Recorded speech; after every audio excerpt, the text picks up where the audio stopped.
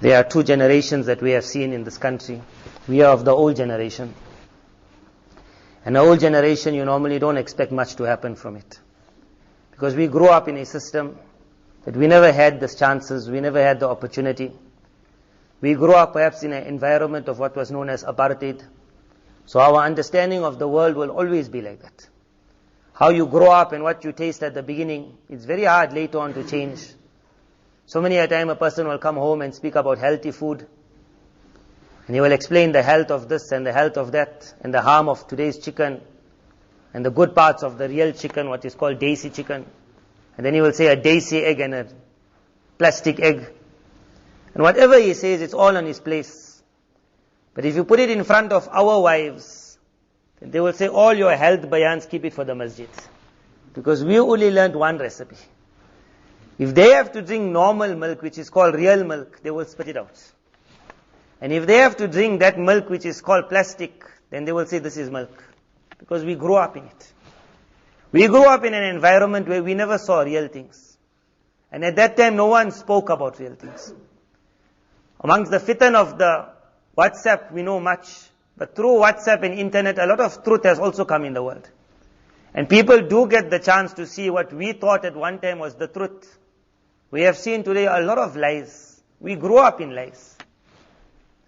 However, our children, if we can grow them up with something else now, if we can give them something different to eat what we never ate, a time will come where perhaps their taste buds can become normal again.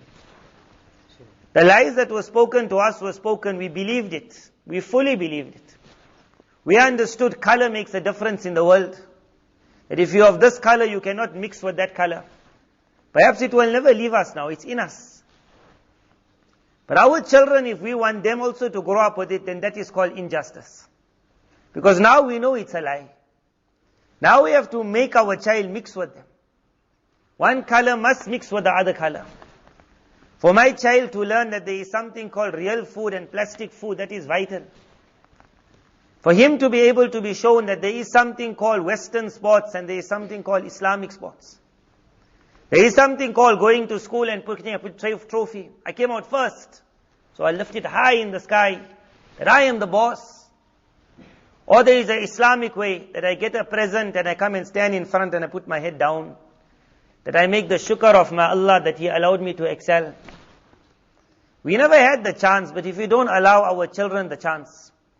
When Nabi Musa alayhi salam took the Bani Israel out of the clutches of Fir'aun, for so many years they lived in that environment where Fir'aun was able to doctrinate their mind that you have been created to follow, not to be followed. You have been created to follow whatever the Qibti said. So even if the Bani Israel were hit, their children were killed, they were enslaved for years and years. When Musa alayhi salam took them out of the waters, first they could never believe Fir'aun could be killed. Impossible. Fir'aun for them was a god. They saw him going in the water. Even then they say, but the water belongs to him. He'll never come out. We grew up also at a perception. When we were small, perhaps whatever movies we saw, those movies created a thought in our mind that strong men only exist in America. There you find Batman, Superman, Hero Man. We have so much of yaqeen on the strength of the West that recently when Erdogan won the elections, I heard from the tongue of so many people that it is only because Russia is with him that he is surviving.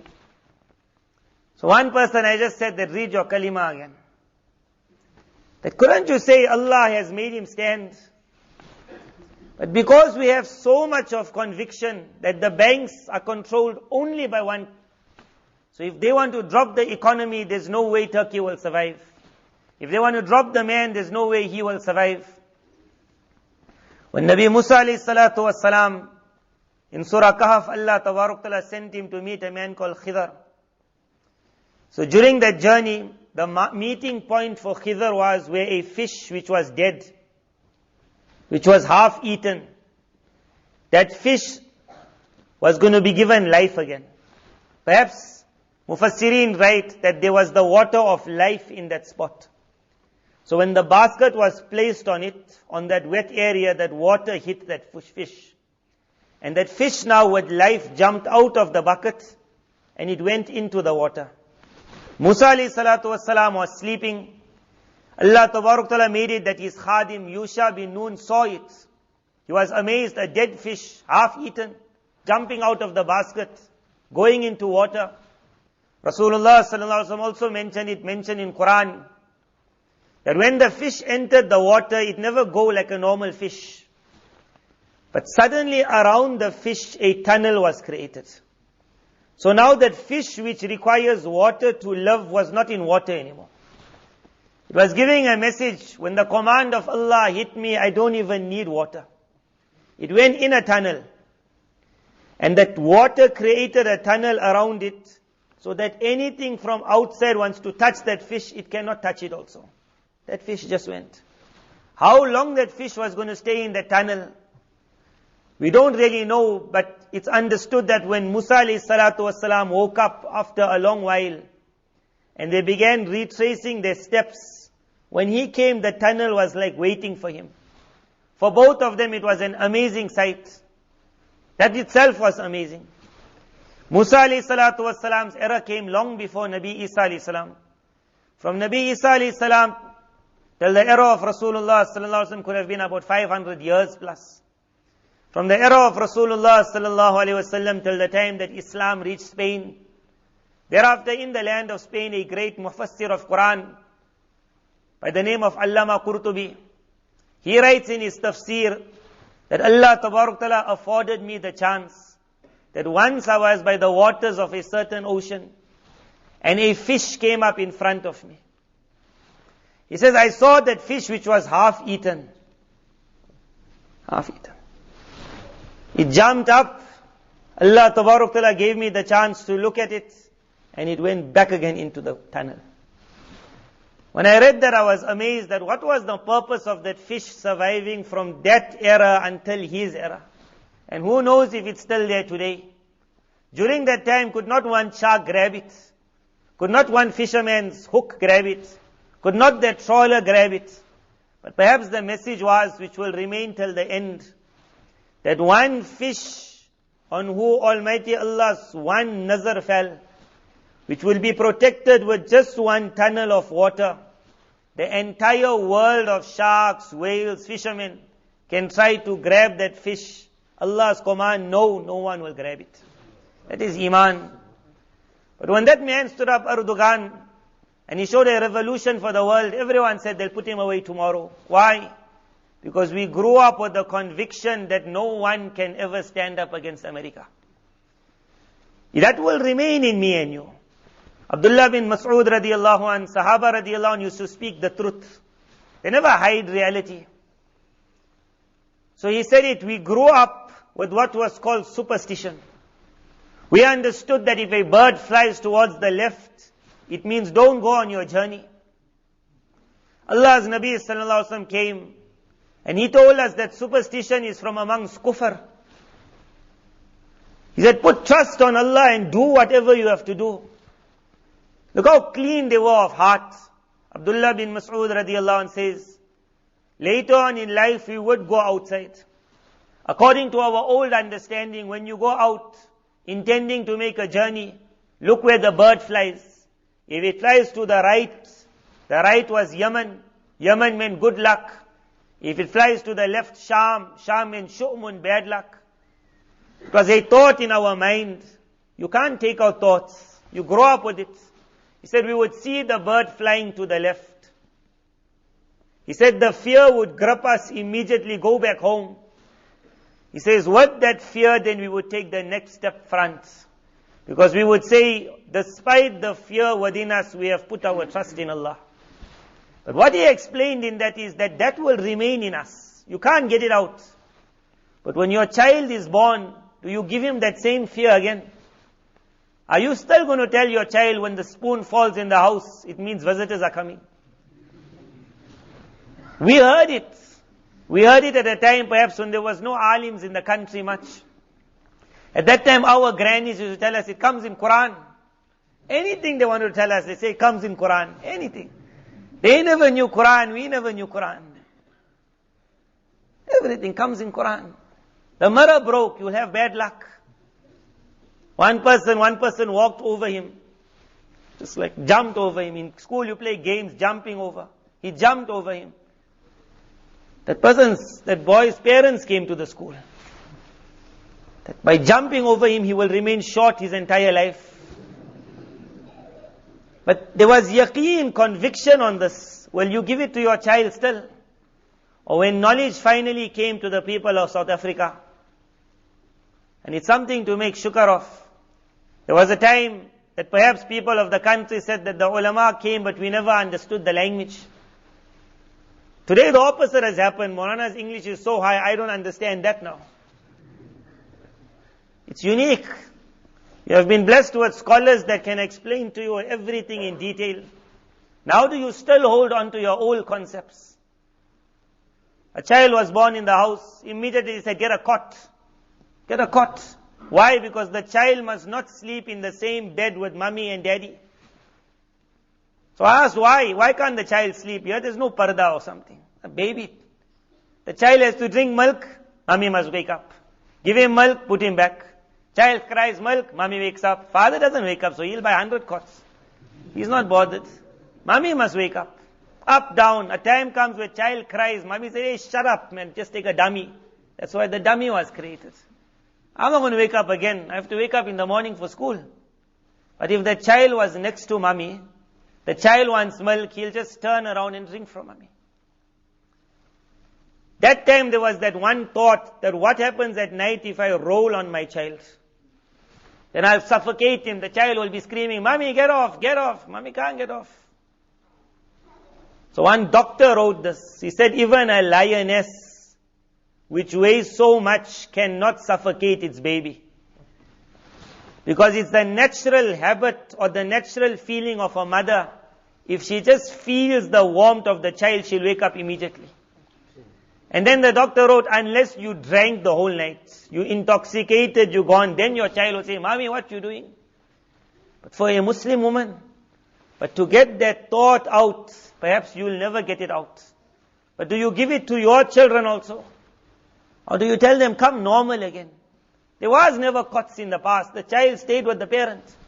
One doctor wrote, the greatest love that is created.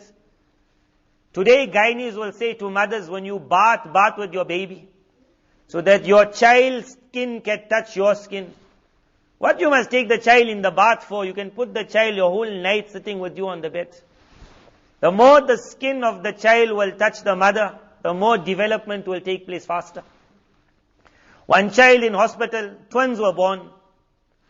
The one was 100% okay, the other one wasn't going to make it. Was not going to survive. So the one was out already. The other one was still in that whatever you call incubator. Then the time came where they called the parents and they said that now the organs are failing. So just because the two are twins, as a gesture of love, the father wanted that the one twin at least must hug his brother. As soon as the two touched each other, the other one's organs started functioning again. They understood the remedy of that one was this one. The warmth of one gave the other one life. You want your child to become yours, you'll have to be close to him. But that old conception that put him far, put him in another room, put him with a dummy, keep him quiet. And then the best is, I know what's happening there, I got one recorder. I put one plug, if he cries, we know immediately he's crying, run for it. Put him next to you. That old concept, it will never come out of our minds. We'll always sleep at night, maybe I'll suffocate, but will you give it to your child? When knowledge has come, a lot of things have changed today. A lot of things. There was a time when we were small, if someone was becoming an alim, at that time it meant that alim means no money. And alim means no smart car.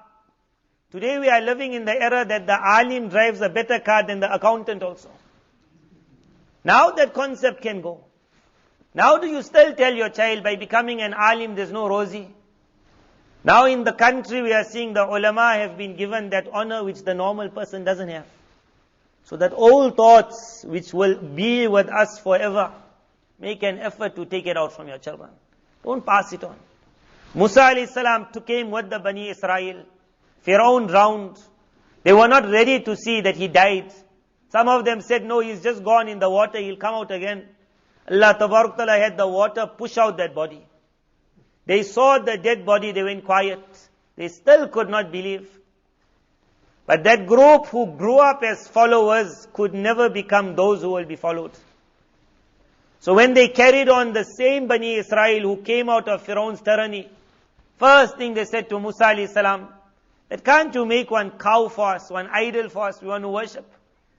Musa alayhi salam said, Allah killed Firaun, and you're asking for something like a cow. It was in their nature. Musa alayhi salam went to Mount Tur to get a book. In that short space of time, they immediately went for the cow. They wanted to worship something which was not Allah. In their nature. Musa alayhi salam, one group had to be killed. The group that was not killed, they would go forward. Then they came to the lands which was called the Mubarak, blessed lands of Sham. When they came to the blessed lands of Sham, Musa alayhi salatu wasalam said that Allah Tabarak Ta'ala has promised you that if you will enter these lands, don't worry of the force and the power of those people. You enter it and Allah has promised you divine help. This lands has been written for you. It was in their nature cowardice. Like how it's in mine and your nature. We grew up. When we grew up, a small toy gun also. We would be told, hey, watch out, don't hurt someone. Everything was don't hurt someone. Mommy, I want a sword, hey, you'll hurt someone. Mommy, I want a chicken, hey, you'll hurt someone. Everything you'll hurt. We were put in an environment that germs mustn't touch you. Don't play in the sand, germs will come. Come in the house, take your bath. Go out of the house, take your bath. Everything bath. We grew up. We visited Pakistan. Mazhar Sahib, Hazrat Shah Hakim Muhammad Akhtar Sahib, Rahimullah's son. He told us that the man who won what was called Mr. Strong of the world, Mr. Wrestler or Mr. Strong, meaning the strongest man at that time, he said he was from Pakistan.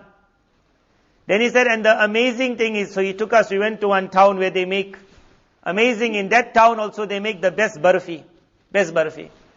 And in that town it's known as the most dirtiest town of the whole Pakistan. So the barfi is made there also and it goes and it looks very clean when you buy it. But it's not clean when it's made. He says that man who was so strong, he was born here. He said, why? Because that man who's born in a land infested with germs, his body will learn to fight off all germs. But that boy who's born from day one injected, give him this vaccine, give him that vaccine, give him this vaccine, that vaccine. Suddenly you got swine flu, give him the highest of tablets. That poor person's body will never learn how to fight for itself. It's like you a child in school and every time someone bullies you, your mother comes. So you will never learn how to talk. You will have to learn to be able to talk back. You will have to respond nicely. If you can't talk in school, then that's what happens the day you got married. When your wife says something to you, you don't know what to say, you phone your mother. She comes back. You never learned. You never learned. Old thoughts have to come out. Allow your child to grow. Perhaps you never had the chance, but don't make that oppression now on your own. Allah has created facilities. Only it means a little time of yours, a little money of yours.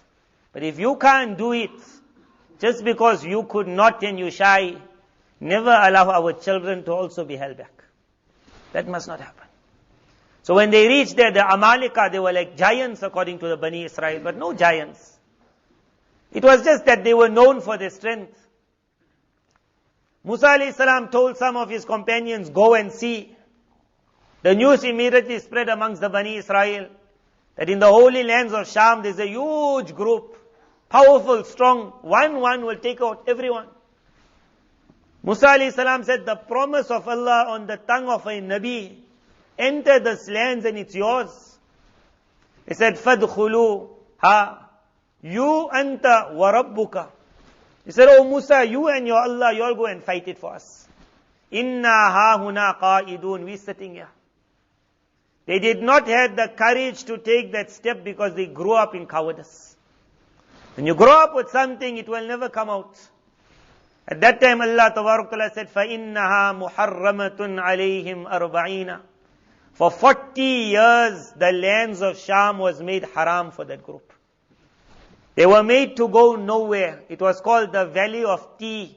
Tea means, the Mufassirin have written in the light of Quran, that in the morning they would set out because they wanted to get out of the valley. In the morning, wherever they would set out, they would journey maybe 3, 5, 7 kilometers with all their family. Wherever they would reach at night, and they would say, now tomorrow perhaps we'll get out. At night, that land will come and meet them again. They would be in the same spot where they started. If they would go this way, they would go that way.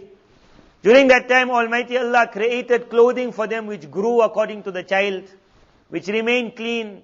Food was sent down from the heavens for them. They had a unique food to have, a unique drink to have, but they were in the valley of going nowhere.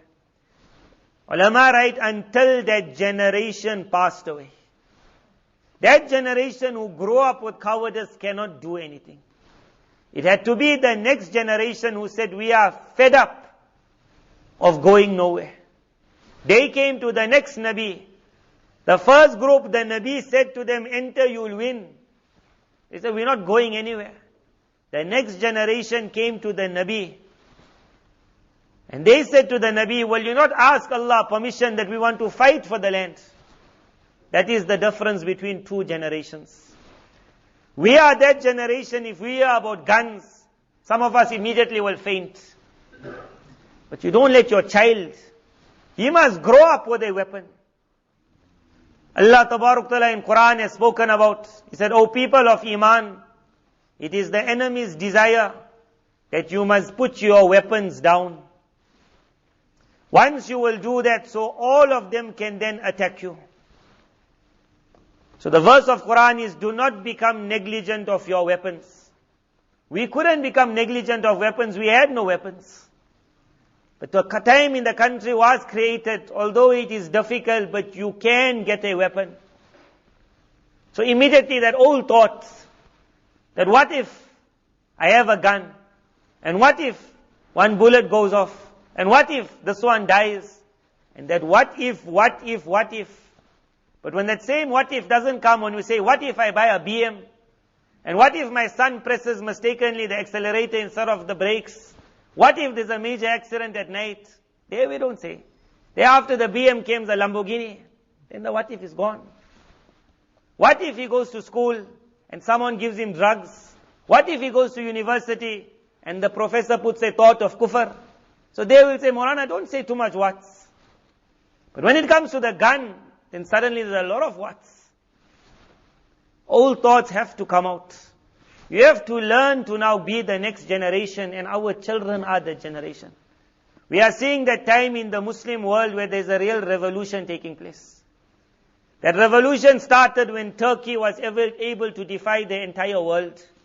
When Qatar could stand up and say, do what you want, and we will survive.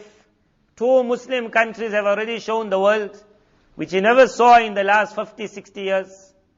Allah Ta'ala has made it like a sign that Islam is moving very fast forward. It must not happen that Islam moves so fast that me and you who are in Islam, who don't believe that Islam can go front, so we say, no, you can't go front, hold on, don't go. So Islam is going to go. Let our children at least go. If we haven't got that himmat and that courage, then at least allow our child. What I wanted to speak about was perhaps around this. What is the hurdles of the time and how to overcome the hurdle?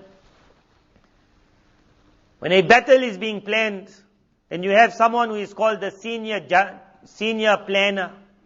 He will look at the enemy and their previous moves. Nowadays we won't even understand that. Now we only understand soccer.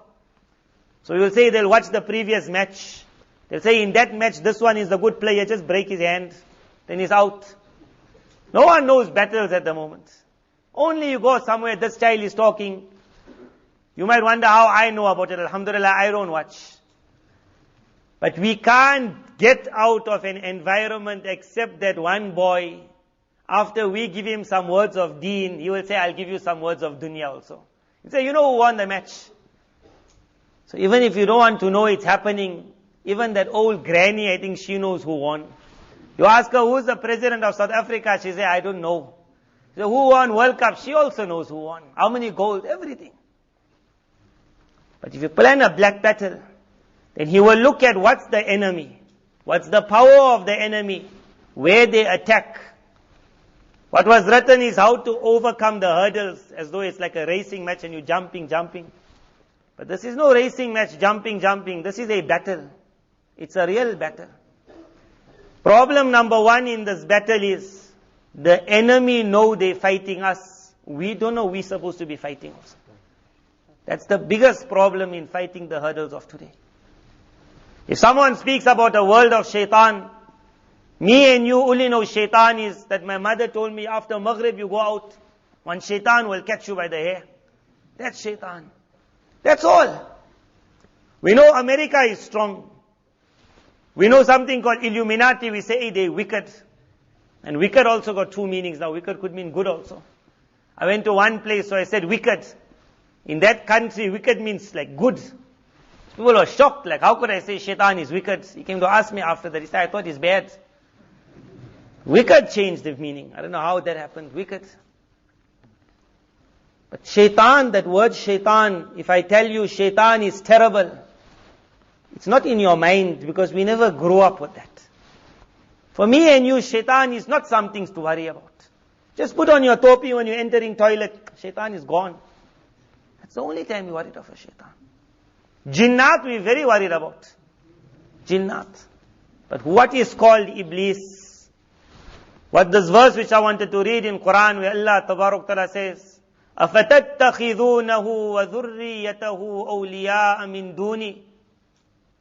That, oh mankind, remember there was a time at the beginning of creation where I said to him, make sajda to Adam alayhi salam. كَانَ مِنَ الْجِنِّ فَفَسَقَ عَنْ أَمْرِ رَبِّهِ. In the hatred of Adam alayhi salam, he said, I will never make sajda. He understood he will lose his paradise. He will become accursed. The place of Jahannam has been written for him. But in the hatred of Nabi Adam, and then in the hatred of me and you. This is no brother-in-law or sister-in-law who hates me. And she made some heavy jadoo. This is no mother-in-law that just can't see me. This is a shaitan that lost his place in paradise in the hatred of me and you.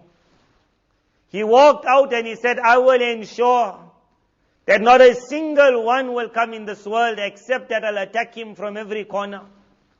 And I will do my everything that he can burn with me one day. This is not that evil mother-in-law you see in your dream. A lot of people say, I got jadoo. The jadoo is like a big thing. And when they go then to the amil, then the amil will make the jinn talk. Someone will talk, then he will shake his head and say, ah! And then we say, ah, then it's your mother-in-law. Always going to be mother-in-law. Sometimes you tell the guy, but my mother-in-law is dead. And suddenly, I heard wrong, it was a sister-in-law. That story of mother-in-law, it's off the topic, but it's a thought. I can say it now, that we believe in amils. And we say to people, when you got a jinn, like how you go to a doctor when you got a problem, go to an amil. But we say to the patient and we say to the amil himself, that, oh amil, it seems you also believe your jinn too much nowadays. The jinn can never be believed. Even if the jinn got a long beard and a turban, even the jinn's name is Ridhwan Kajee, you can't believe him because he's a jinn. Kana min al jinn. There was a great alim of the past, he met a jinn. The jinn narrated to him a hadith he had heard directly from Rasulullah sallallahu alaihi wasallam.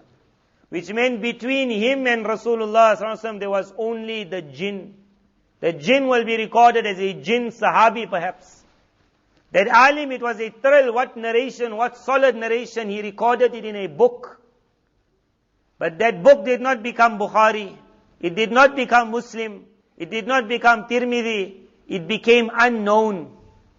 It is in the library. It is in one corner. It is called Unique Narrations. Finished. Why unique narrations? It's supposed to be solid narrations. The alim I trust. The jinn is a sahabi. Rasulullah sallallahu alaihi wasallam. The issue is, even if I meet a sahabi jinn, because you are a jinn, Shariat has said that your words cannot be trusted. Because you are jinn. Just because. The amil has started believing his own jinn. So whatever the jinn says to him, he shakes his head. He also believes it. For which reason in the world of the jinn, they say, don't let the jinn talk too much. The more you allow it to talk, the more it will start from Adam alayhi salam, tell you all the stories. And it just needs a time to put in one poison. And as you believe the whole picture, you believe the small part also. Going back again, what I said, overcoming the hurdles. The first thing of overcoming is when the battle is on. Shaitan knows he's in the battle. أَفَتَتَّخِذُونَهُ وَذُرِّيَّتَهُ أَوْلِيَاءَ مِن دُونِي. This verse of Quran did not say, oh man, you forgot you in the battle. That itself was terrible. That the battle is on, and I'm just walking in the battle casually. And someone is shooting on bullet, and I look, what's happening? That. If I don't die before reaching, I'm a man of America. But that itself would have been terrible if I never knew there's a battle on. Allah Tabarak Ta'ala says, you have gone one worse than that. أَفَتَتَّخِذُونَهُ وَذُرِّيَّتَهُ أَوْلِيَاءَ. You have made your enemy and his followers your friends. The word awliya doesn't only mean friend. It means the one that when you need support, you look towards him also. Now come back to the battlefield. The very man who wants to shoot you in the back, who wants to knock you in the spine, that Israeli sniper. You are that small child whose mother never told that this is your enemy. So you walked up to the soldier and you said, can I be your friend? Suddenly that soldier started smiling. Now he's not going to shoot you in the back. Now he's going to make you suffer, and for every suffering you're going to carry on thanking him. This is what's happening today. أَفَتَتَّخِذُونَهُ. You have made your number one enemy, Shaitan, and his agents, your awliya. When you need help, I got a headache. What created the headache? The tension of this world. What do I need? Panado. Who made Panado? The very people who created the tension of the world. In that medicine, if they were going to put full cure, then that medicine would not be called Western medicine. That Panado will also not come except that it got some poison, which will one day affect your mind. How many friends we have met, while they were young, they lived on medicine to stay alive. Now when they came old, they are told there's too much of medicine in your body. Now you need to go to a drug rehab to get the medicine out, others you'll die. What he took to live was going to become the cause of his death. How many doctors have written that in the world from the age of about 40, you must carry on going for scans to make sure you don't have cancer. So that person who got medical aid, it's a game. Medical aid pays for everything. Medical aid pays for death also. It pays for a lot of suffering also. So at the age of 40, he goes for a scan, full body scan. Those rays of the X-ray are so strong. It goes through his entire body. He comes out, the doctor looks at it and says, you got no cancer. But the doctor does not say to him, but you know those rays that you went through, they are so deadly that perhaps next time you come visit me, those rays will give you cancer. That they never said. When you made the very man who wants to shoot you, the man you look to for help, then you will understand you are going to live in a system of suffering. It is not easy at the moment still to fight the system of Western medicine.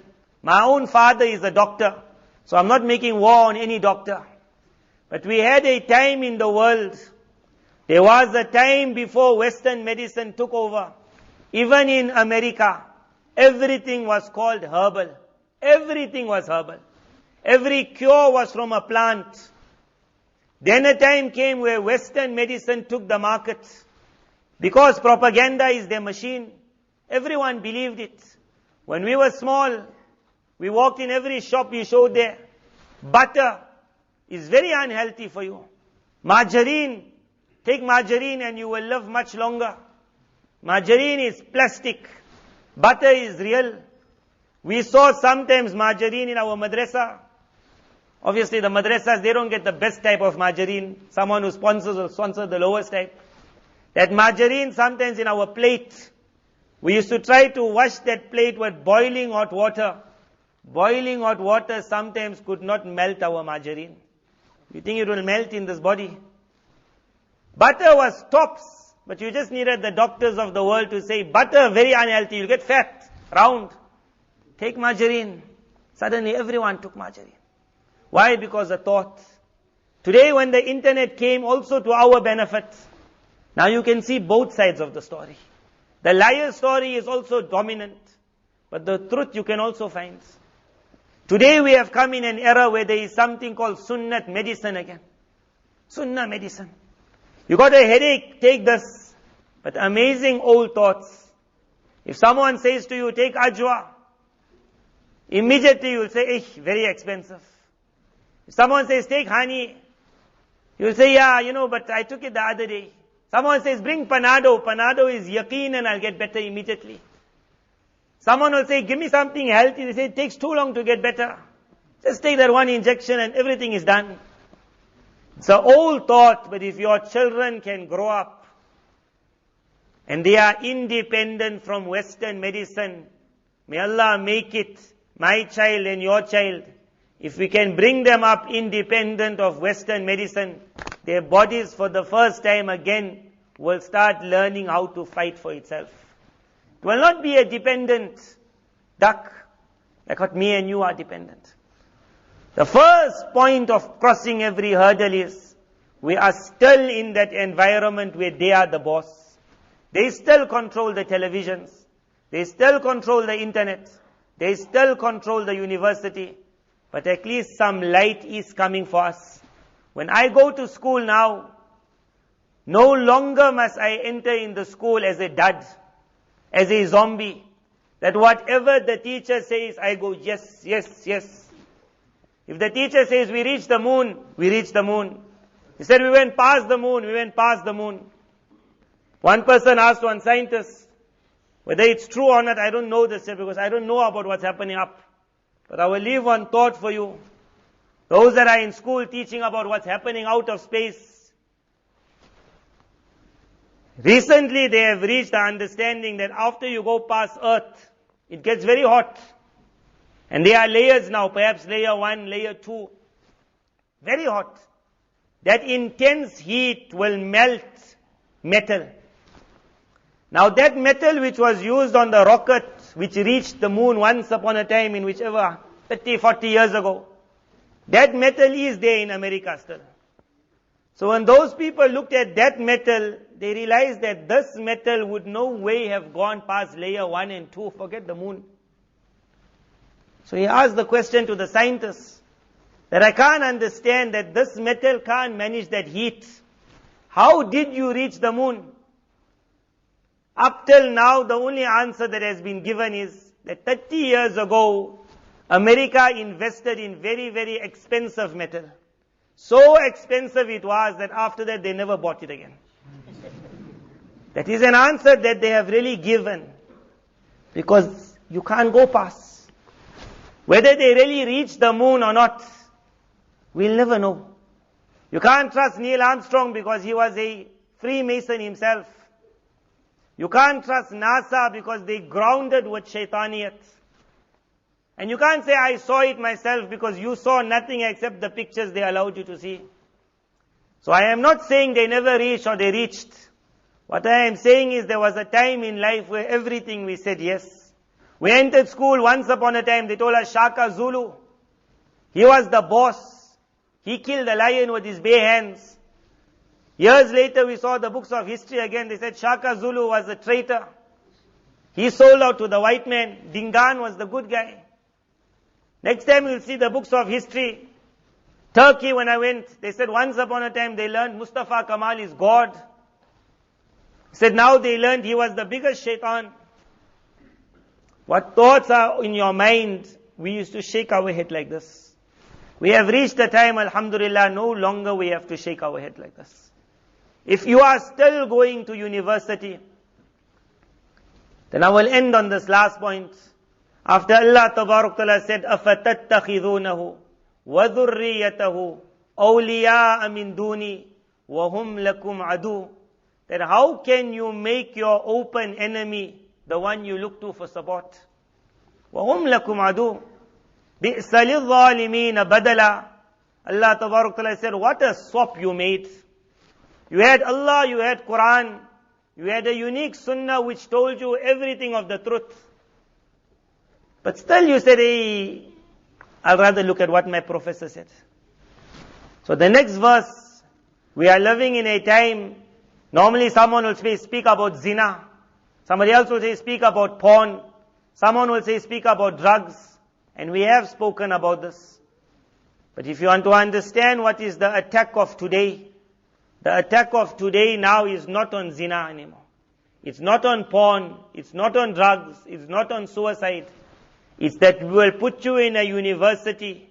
We will change your mind completely. When you will come out of the university, you will be a non-Muslim. That attack, that professor makes it in such a manner that a Muslim boy who's a Hafiz enters university. From grade 1 he starts learning. There's a man called Darwin. He learns in grade 2 evolution. Darwin, that's how he changed. He sees pictures of a baboon becoming a monkey, becoming a man.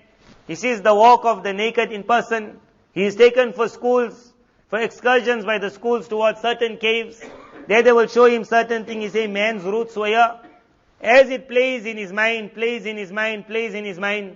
he reaches university and the teacher can just show him and explain so well that your roots are definitely from a baboon. And again that boy will go like this. The theory of evolution was so stupid. But because we looked at the very man who was going to shoot us in the back, that, oh professor, what you feel? Professor said, you are a monkey. He said, I'm a monkey. Thereafter we asked, and what about the world? They said, the world came in because of a bang. Even that issue we don't deny. Evolution we also do not deny. Adam alayhi salam came in the world very huge. From a huge Adam alayhi salam, man started changing. He changed in size until we reached where we reached. Nabi Adam alayhi salam's size was about 40 arms. 40 arms, you look at the Statue of Liberty, besides that part at the bottom, that is 40 arms. Adam alayhi salam was huge. In the time of Adam alayhi salam, if you had a lion, that lion would also be huge. But you will just call it a huge lion, you won't call it a dinosaur. You won't have to say it lived and existed 50 billion years ago. You will say it was the lion in the time of Adam alayhi salam. It was big. So they found a big bone. But the bone never got a date stamped on it that I'm the bone from 50 billion years. Say I'm a bone of a big lion. When they were big men, they were big lion. Adam alayhi salam changed. Man changed. There was an evolution of man to man. Everything they will show you. But they can never prove that the first was a monkey. They will prove everything after. But your mind will just shake. Your head will shake. We have reached that time that don't fall. We do not deny there could have been a bang. كَانَتَا رَتْقًا فَفَتَقْنَاهُمَا. Almighty Allah says the heavens and the earth were like together. And then we opened it up. Sometimes if something is tight and you open it, can make a bang. It can make a pop. It could have made any sound. Who knows? But how that professor explains it, that there was a bang, but before the bang there was nothing. For that he got no proof. For that nothingness he got not. So look at the next verse of Quran, and this is how Quran is unique. The biggest lies of the century is that a bang started the entire thing. Before the bang there was nothing. And then it was a baboon which went through the process of evolution and you landed up. Allah Tabarak Ta'ala says, مَا أَشْهَدْتُهُمْ خَلْقَ السَّمَاوَاتِ وَالْأَرْضِ وَلَا خَلْقَ أَنفُسِهِمْ. O man, understand that when I made the heavens and the earth, At that time, Shaitan and his agents were not there to see what was happening. So when they speak in your universities as though they saw it, Allah Ta'ala says they were not there when it was happening. وَلَا خَلْقَ أَنفُسِهِمْ. And when they were being made and when man was being made, at that time also they were not watching what was happening. So when they talk so much, what happened? Allah Ta'ala says, will you ask the one who never saw? Or will you ask your Allah? The biggest lies of the century. But because we never understood we're in a battle, many boys have come out of university where they taught which is kufr. وَمَا كُنْتُ مُتَّخِذَ الْمُضِلِّينَ عَدُدًا. Allah Ta'ala ends this verse. He says, remember, those people who have made it their job to mislead mankind into Jahannam, whether they could be football stars, whether they could be Hollywood stars, whether they could be music stars, whether they could be professors at the university, Allah Ta'ala says, your Allah will not take those who want to make the world go astray as helpers to teach you what you need to know. They will not be taken. So if you need to go to university, if you need to go into schools, at least go with this, that the battle is on. I am the target. The sniper is there. I don't go up to the sniper and say, how are you? You want to shoot? Understand your enemy. Don't make your enemy the one you look to for help. There was a generation who couldn't answer, who couldn't stand up, who never knew what's happening. Alhamdulillah, we reached that level where we're not that generation. For 40 years, perhaps we moved in the valley of nowhere. And even during that time, Allah looked after our iman. Madrasas was created, maktabs were created.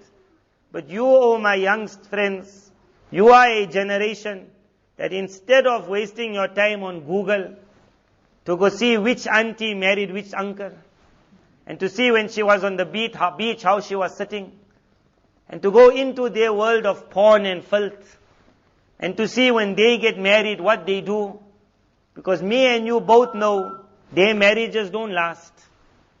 Their marriages forget not lasting. Their men cannot find pleasure in their woman. So they have to get married, men to men, woman to woman. What made that happen?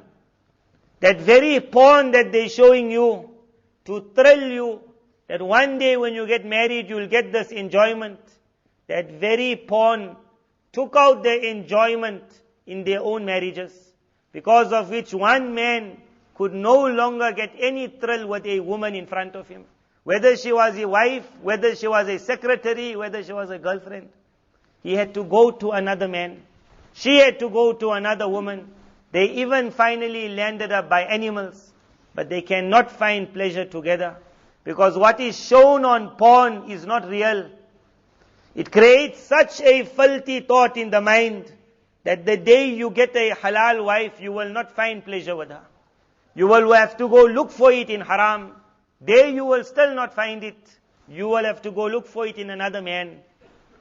Finally, you can't still get on that high level. Then you will take a gun, put it by your head and shoot. That porn which made them mad, we are of that time now that we don't shake our heads. You say, what failed for you, I'm not going to use it. Rather, I am different. I have found an era where I am the next generation. I have now said to the Nabi of the time, will you ask Almighty Allah permission that I am now ready to stand up to the world of kufr. I am ready to stand up and talk. I am ready to say to the professor, that professor, if you want your grandfather to be a baboon, so good. My grandfather was no baboon. We are that generation who can say it. The past could not, but everything you got at your finger, if you are using the computer, use it to find the truth. Don't use it to find filth. You have been blessed with the unique Quran. You have been blessed with the unique Sunnah. Allah Ta'ala has asked one question, that in the battle, one is the man who doesn't know the battle is on. He's also going to get shocked. One is the one who forget knowing the battle is on. He walks up to the one who wants to shoot him. And he says, you look after me. Allah Ta'ala save us all. May Allah Ta'ala through the barakah of Quran. And today we are getting a lot of Quran. May that barakah of Quran make our minds a new mind. A clean mind, a different mind. We start seeing the world differently. We shake our head when Quran speaks, when professors speak, when internet speaks, when television speaks. Then we just keep our head still. We don't say no. We don't say yes. In ja'akum fasikum binaba'in fatabayyanu. Almighty Allah says, when a transgressor says something to you, then hold on. Don't jump yes, don't jump no, hold on. And says, I'll check it up. When you will do that, you will understand there are millions of lies outside. And this is the only thing that is really true, this Quran. May Allah Tabarak Ta'ala bless us with a unique love of Quran, understanding of Quran. May Allah let us see the battle. Let us see the hatred that shaitan has for me and you. Let us see that plots that he has around us. Let us put our nazar on Almighty Allah and say, Oh Allah, I am that next generation. And I am saying to the Nabi of the time, I am ready to stand up. Wa akhiru da'wana.